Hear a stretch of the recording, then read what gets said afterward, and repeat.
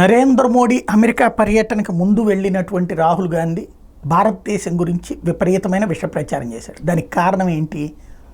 అక్కడున్న జర్నలిస్టులు ఇవన్నీ వింటారు కదా, రాస్తారు కదా, చదువుతారు కదా. రేపు నరేంద్ర మోడీ వెళ్ళినప్పుడు ఈయన మాటలే అడుగుతారు. నువ్వు మత వివక్ష పాటిస్తున్నావట కదా, మైనార్టీల మీద దాడులు జరుగుతున్నాయట కదా, అలాగే దాని పేరేంటి మన ఇది కూడా ధరించడానికి వీల్లేదట కదా, సిక్కులు పగిడి కూడా ధరించడానికి వీల్లేదట కదా.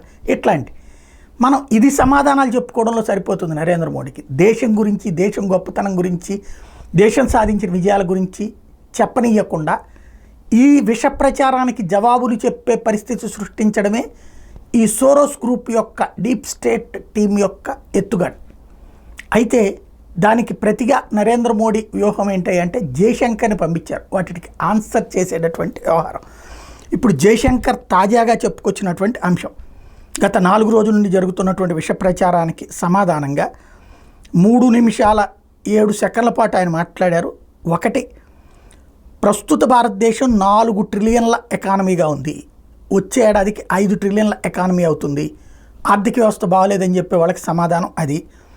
అలాగే ఎక్స్పెక్టెడ్ గ్రోత్ ప్రపంచంలోనే నెంబర్ 1గా ఉంది, ఇప్పుడు 8%, రాబోయే 8 నుండి 10 ఏళ్ల పాటు అదే రేషియోలో ఉంటుందన్నటువంటిదే IMF నుండి ప్రపంచ బ్యాంక్ దాకా చెప్తున్న లెక్క అని గుర్తు చేశారు.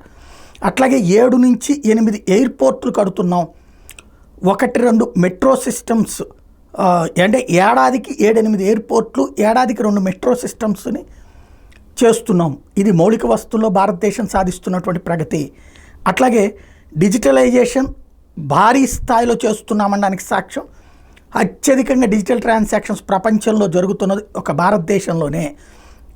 అలాగే స్టార్టప్ల్లో ఎకోసిస్టంలో ప్రపంచంలో 3వ స్థానానికి భారతదేశం ఎదిగి ఉన్నది.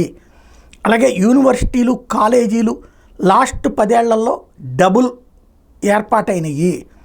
అలాగే వ్యాక్సిన్స్, మెడిసిన్స్లో ప్రపంచంలో మేజర్ మ్యానుఫ్యాక్చరర్గా ఎదిగాము, ప్రపంచ స్థాయికి ఎదుగుతున్నాము.